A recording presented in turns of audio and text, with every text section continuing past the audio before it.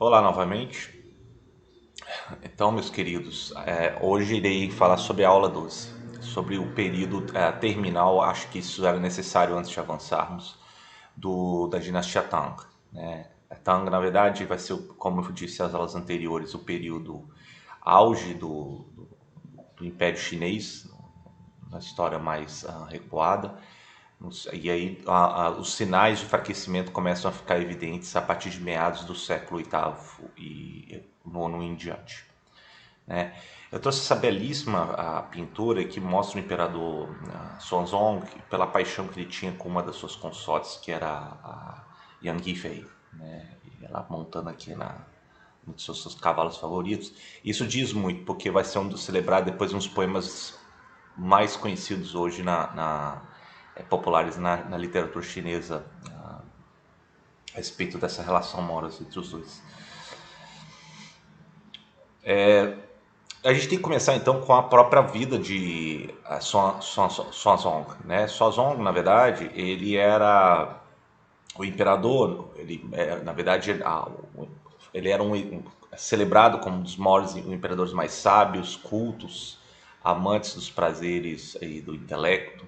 Ele, inclusive, promoveu coletâneas, obras, inclusive enciclopédicas, tentando reunir a literatura, as canções, inclusive as músicas, todo o conhecimento chinês da época, né? Então, ele, na verdade, ele foi considerado um dos pontos auges da dinastia Tang. E tudo isso começa a mudar gradativamente num cenário de decadência quando, a partir de 734, ele começa a se desinteressar pela vida pública, pelos assuntos do Império. Ele na verdade, ele começa a ser influenciado por uma de suas consortes, que vai ser a Wu Fei, e ela indica o Li Linfu como como chanceler, né? E Li Linfu, na verdade, ele se aproveita depois do retiro do imperador e começa a promover aliados conhecidos para as posições de comando do império, o que já não condizia com o mérito nem com os exames imperiais realizados, algo que tinha sido promovido até então pelo imperador Xuanzong. Então Li Linfu ele começa a ter uma influência decisiva durante esse período, e ele começa a trazer pessoas incompetentes, né, aliadas a ele, pessoas que estavam mais interessadas em ganho próprio, e promove a corrupção, a incompetência até nos meios administrativos e militares. Isso tudo vai gerar já um certo desgaste já do Império chinês, né? E isso começa a ter cada vez mais problemas, né? Em 753, na verdade, Li Linfu ele chega a morrer, né? Mas aí já a dinastia parece que já estava condenada, né? Já eram muitos os oficiais militares burocratas incompetentes, né? Isso trouxe então desgaste para toda a administração.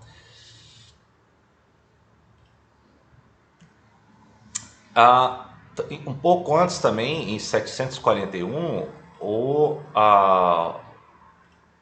o Xuanzong ele se apaixona por uma outra consorte, que vai ser a Yang Yifei. Yang Yifei, na verdade, ela tinha também na verdade começou a atrair as atenções do imperador, e o imperador começou a cada vez mais menosprezar as suas responsabilidades como imperador, as responsabilidades públicas, né? E eventualmente ele começa a abandonar todos os assuntos a ponto de depois, e aí eu volto à questão da Yang Yifei, porque um dos líderes, um dos generais que não estavam ligados às indicações nem da Yang Fei, que também teve influência nos apontamentos dos cargos administrativos maiores, assim como Li Linfu tinha feito, vai ser a ascensão de um general muito competente que cuidava das fronteiras ocidentais da China, que vai ser o Wang Luchan. Yan Luchan, na verdade, ele era mais descendente de Sogdianos e turcos, né, das regiões mais ali orientais, desculpa, né, das fronteiras orientais onde ele cuidava. E a partir do descontentamento e a ampla incompetência e a corrupção e descontentamento crescente na sociedade, ele começa a organizar uma série de rebeliões a partir de 755, que vai ser chamada, inclusive, das rebeliões An Luchan, né? E chega ao ponto que An Luchan, ele chega na capital com um exército estimado de mais de 180 mil homens. Ele vai em Chang'an, ele derruba, provoca a fuga da família imperial. E Xuanzong, ele foge junto com Yang Yifei e todo o seu harém de milhares de mulheres, né? E o An Luchan, inclusive, chega a se declarar como imperador e fundador de uma nova dinastia, né? Mas o fato é que haverá uma guerra civil que vai perdurar aí de 755 até 763, né? Estima-se que quase 36 milhões de mortos, né, ocorreram na China durante essa guerra civil, né? E Xuanzong, ele foge da capital em 755 junto com a sua família e a Yang Yifei, e junto com aliados, ele começa então, junto com o descontentamento, a ver que a população culpava o declínio do seu império pela influência da Yang Yifei, né? Então, eventualmente, ele chega e permite que ela se enforque, né, com um pedaço de seda, né, eventualmente em 756. E essa tragédia da Yang Yifei e a paixão anterior, e essa traição depois do imperador diante da paixão da Yang Yifei, vai ser celebrada num dos poemas mais famosos do escritor Bai Juyi, que vai ser o Chang Hen He. E o Chang He, na verdade, ele é uma espécie de lamento, né, um arrependimento eterno diante das circunstâncias trágicas dos eventos aí, principalmente da Yang Yifei, né? Na verdade, o Bai Juyi, ele é um grande denunciador da hipocrisia, dos más costumes das elites, né? E da turbilhão social, como a gente viu isso anteriormente, né? Isso foi escrito em 806 e depois que Yang Yifei morre, o Xuanzong ele fica amargurado, ele se retira para uma vida totalmente isolado da vida social, e ele abdica em favor do seu filho, o Li Heng, que depois vai se tornar o imperador Suzong, de 756 em diante. E Suzong vai ter um reinado problemático, né? Porque as rebeliões ainda continuam, se alastram pelo império. É um período ainda de dificuldade de você ter controle efetivo, comando efetivo, né? Tanto o Xuanzong retirado quanto o filho ficam frustrados com os fracassos, né? Xuanzong, na verdade, morre de doença em 762. Suzong, ele chega a morrer logo depois, né, 2 semanas depois, e ele vai ser sucedido pelo o seu filho Li Yu, que vai se tornar o imperador Daizong, que vai reinar de 762 a 779. Eu trouxe até uma figura aqui curiosa, que representantes bizantinos foram recebidos pelo imperador Daizong, né? Realçando aí as relações, por vezes, estabelecidas entre o Ocidente e o Oriente, né, ao longo das rotas terrestres.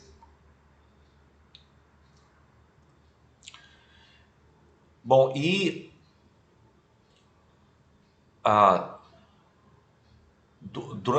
depois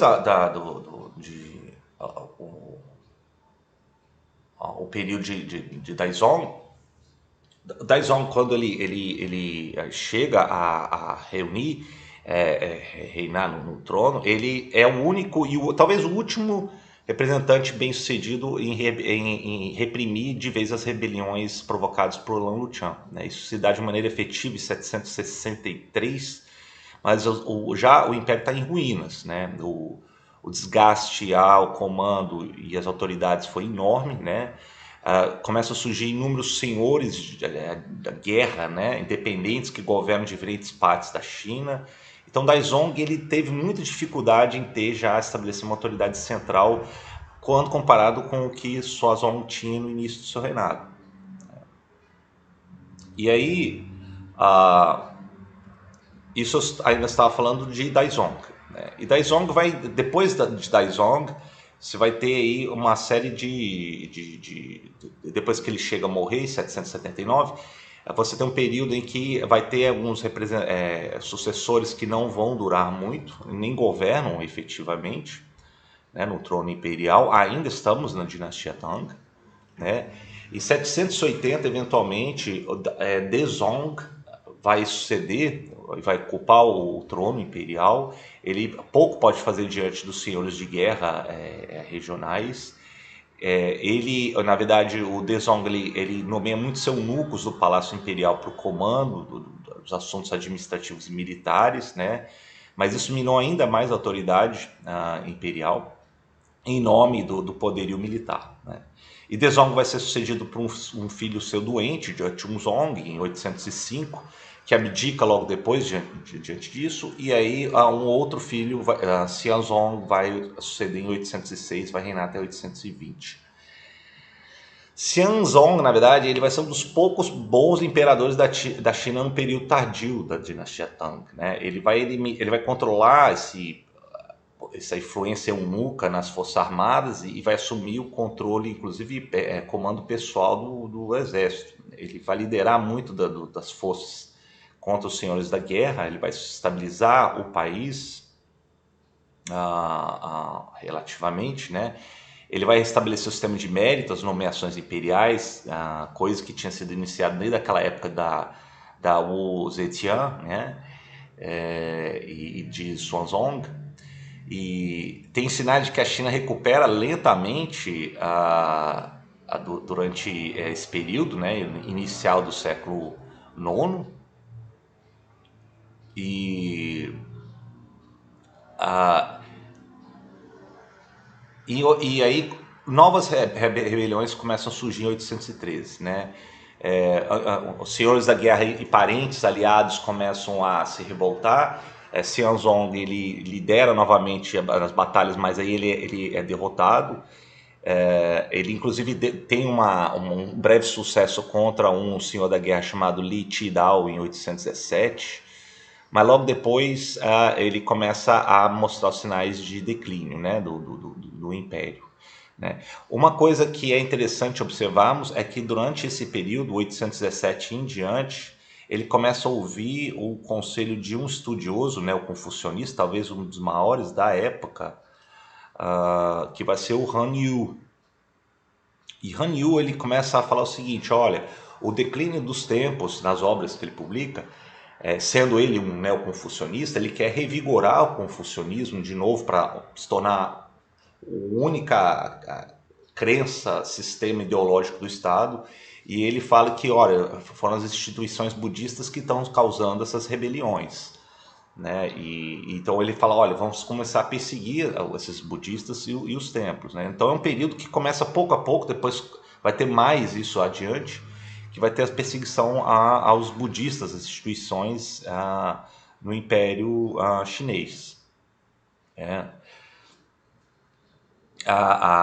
As críticas de Han Yu eles vão ser amplamente reconhecidas, e isso vai gerar então uma reação em cadeia massiva. O Xianzong, apesar disso, ele ainda não alimentou muitas perseguições. As obras começam a ficar conhecidas, né? Mas ele começa, na verdade, nos anos finais do seu reinado, ele fica obcecado com a própria mortalidade, uma espécie como o imperador de Huangdi tinha feito lá na dinastia Qin, né? E ele começa a tomar grande quantidade de elixires que prometiam ele imortalidade, até ele começa a afetar isso, a sua pessoa, a ponto de ele começa a ficar obsessivo, e ele chega a ser assassinado por um dos seus eunucos em 820. E Xianzong ele é sucedido por um dos seus filhos, Muzong, em 821 até 824.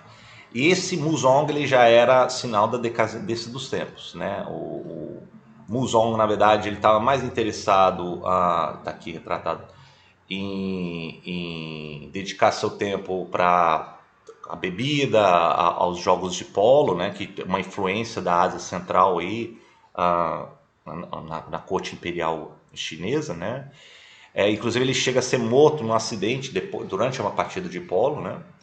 E depois ele vai sucedido por Qinzong, que reina 2 anos.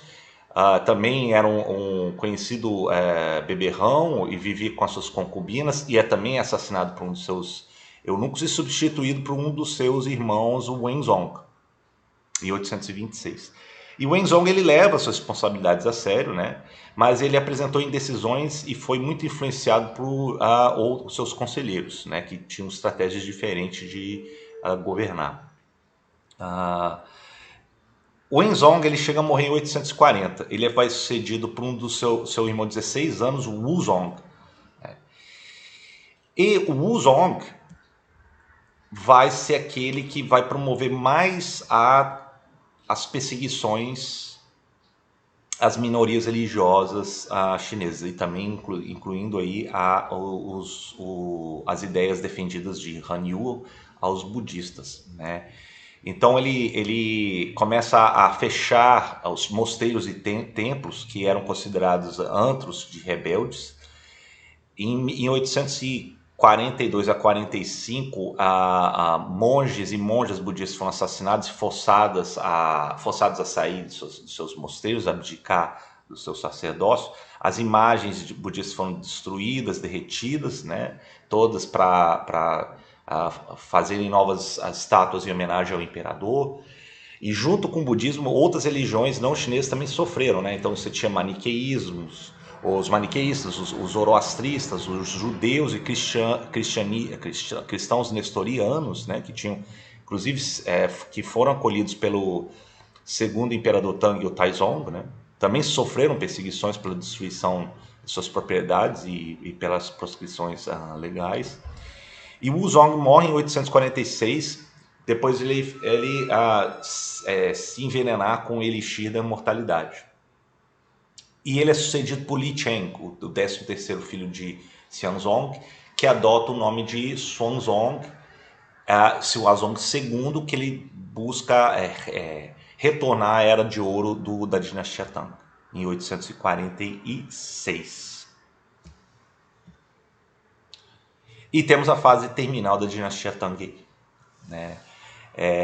Na verdade, temos o último imperador digno de nota da dinastia Tang, num período já tardio, que vai ser o Xuanzong II. Ele tenta se manter no poder, tenta realizar obras de excelência como seus antecessores, né? Como até próprio seu antecessor, o Xuanzong I. Mas ele não conseguiu efetivamente governar o país de maneira unitária, né?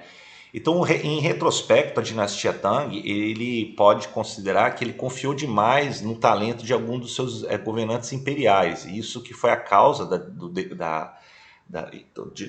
mérito e também do demérito e a decadência do período dinástico Tang, porque quando o governante era longevo e era habilidoso, ele promovia aí a prosperidade e a ordem. Quando não havia, a turbulência vinha em desagregação política, né? No período tardio, isso tudo vai apontar um cenário permanente de declínio e desmoronamento da autoridade, né? Xuanzong II, eventualmente, ele fica frustrado por não conseguir comandar mais o império da dinastia Tang. Ele se retira da vida pública, né? E, enfim, o que temos a considerar é que a rebelião definitiva que põe fim à dinastia Tang vai ser uma série de rebeliões comandadas por Huang Chao, um ex-funcionário do governo, né, que era um contrabandista de sal, que tinha falhado em vários exames imperiais, né, e a sua frustração, bem como a situação do país, faz com que o Huang Chao comece a ter certa proeminência social. Ele começa a denunciar a incompetência do governo, a corrupção, né? Você teve um outro imperador, Yizong, que foi muito fraco diante das exigências do cargo imperial, né? Ele vivia mais com suas concubinas do que os assuntos de Estado. Houve uma generalizada fome na China no final do século IX. O governo pouco fez para ajudar o povo em fome, né? E Yizong, que vai ser talvez junto com Xizong, ele vai ser ele morre e é visto cada vez mais como uma espécie de parasita diante do sofrimento do povo, né? Então Hong Chao ele sobe nesse meio de insatisfação e rebelião, né? Inclusive ele combate tropas leais à família imperial. Esse combate inclusive chega a destruir a capital Chang'an, né? E mais de 100 mil vidas. E depois de Huang Chao, a rebelião, a dinastia chega inclusive a terminar efetivamente em 907. Né? Um dos últimos imperadores, que era Chaozong, era bem intencionado, ele fez o possível para reverter o declínio, né? Desde as rebeliões. Em 904, um senhor da guerra chamado Chu Quanzhong, ou Chu Wen, ele vai assassinar o imperador, o líder de guerra Chaozong, coloca um de seus filhos, Ai, como governante, né, do que restava da China, em frangalhos, no início do século X. E Ai, na verdade, vai ser um dos últimos imperadores da dinastia Tang. E aí, quando ele sai do trono, você já tem um período já de quase que falta de autoridade total na China, já no início do século X. Né? E aí a gente entra num período já de controvérsia, um período de rebelião, um período de vários senhores da guerra se disputando. Eles estabelecem espécies de reinados, pequenos reinados potentados pela China. Esse período é conhecido como as 5 dinastias e 10 reinos. Então é um período novamente de decadência. E isso vai perdurar aí boa parte do século X. Porque no final, depois, vai começar a surgir uma nova liderança que vai estabelecer novamente uma unidade na história chinesa, que vai ser a dinastia Song. E isso a gente vai ver então nas próximas aulas.